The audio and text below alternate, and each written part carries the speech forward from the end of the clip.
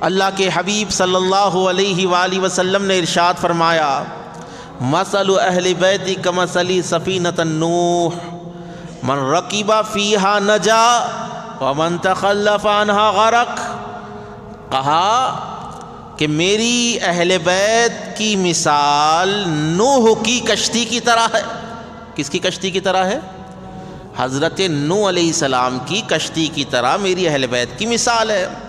آپ سنے ہوں گے علماء کرام سے، واعظین سے، خطباء سے، حضرت نوح کی کشتی میں جو سوار ہو گیا نجات پا گیا، نوح کی کشتی میں جو نہیں بیٹھا وہ غرق ہو گیا، پانی میں ڈوب گیا. اللہ کے حبیب فرماتے ہیں کہ میری اہل بیت کی مثال نوح کی کشتی کی طرح ہے. میری اہل بیت کی محبت نوح کی کشتی کی طرح ہے. من رکب فیہا نجا، جو ان سے محبت کیا، جو اس کشتی میں سوار ہو گیا وہ نجات پا گیا. ومن تخلف عنہا غرق.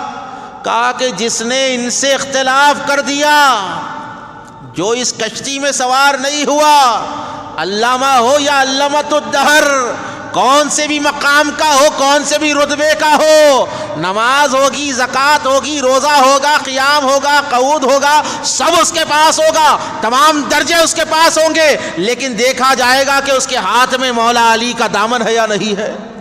دیکھا جائے گا کہ اس کے ہاتھوں میں حسنین کریمین کا دامن ہے نہیں ہے، وہ کشتی میں سوار ہے نہیں ہے. کہا ومن تخلف عنہا غرق، جو اس کشتی میں نہیں بیٹھا وہ ڈوب گیا، غرق ہو گیا، فتنوں کے سمندر میں گر گیا، وہ جہالت کے سمندر میں گر گیا، منافقت کے سمندر میں گر گیا. تو اہل بیت کی محبت نوح علیہ السلام کی کشتی کی طرح ہے. کس کی طرح ہے؟ نوح علیہ السلام کی کشتی کی طرح اہل بیت اطہار کی محبت ہے.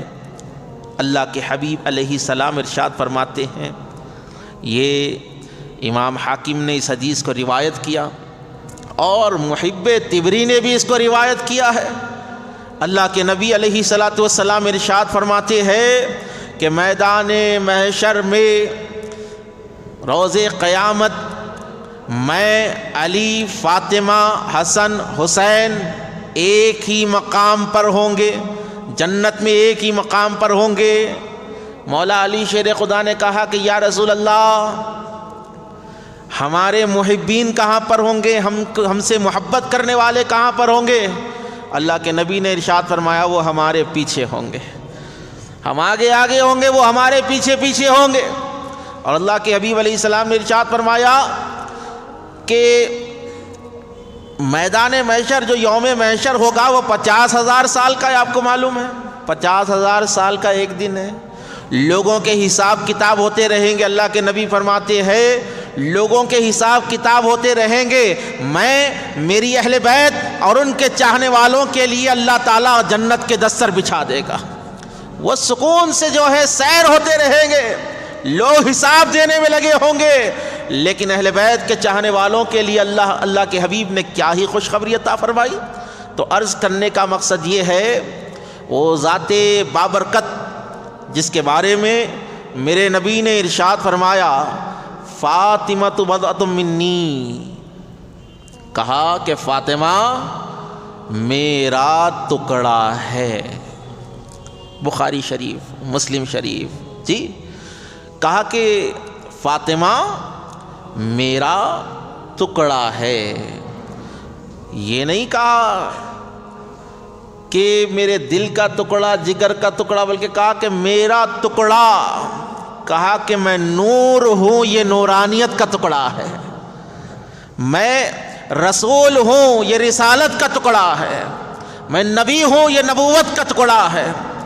اور سیدہ کائنات کی فضیلت میں آپ کو کیسے بتاؤں، ایسی زبانیں ختم ہو جائے گی، لیکن سیدہ فاطمہ کی فضیلت ختم نہیں ہوگی. کس لیے کہ بی بی عائشہ ام المومنین عائشہ صدیقہ رضی اللہ تعالی عنہا فرماتی ہے، اس حدیث کو امام حاکم نے روایت کیا، حضرت ام المومنین فرماتی ہے کہ میں نے سیدہ فاطمہ کو دیکھا کہ وہ چہرے میں، انداز میں، کردار میں، چلنے میں، بولنے میں اپنے بابا کی مثال تھی، ہو بہو سرکار دو عالم علیہ السلام کی مثال تھی۔ اور ام المومنین سے روایت ہے یہ، وہ فرماتی ہے کہ ہم ازواج مطہرات، حضور کی بیویاں حضور کے ساتھ بیٹھے ہوئے ہیں، کوئی غیر وہاں پر موجود نہیں ہے۔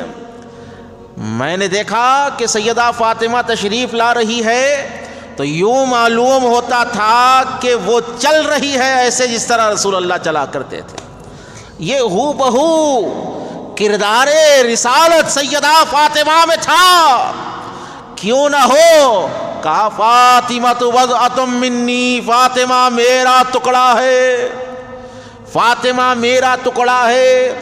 جس نے فاطمہ کو ناراض کیا اس نے مجھے ناراض کیا، جس نے فاطمہ کو تکلیف دی اس نے مجھے تکلیف دی۔ اور ایک حدیث پاک ہے، اللہ کے حبیب علیہ السلام ارشاد فرماتے ہیں جس سے فاطمہ راضی ہو جاتی ہے اللہ اس سے راضی ہو جاتا ہے، اللہ اس سے راضی ہو جاتا ہے۔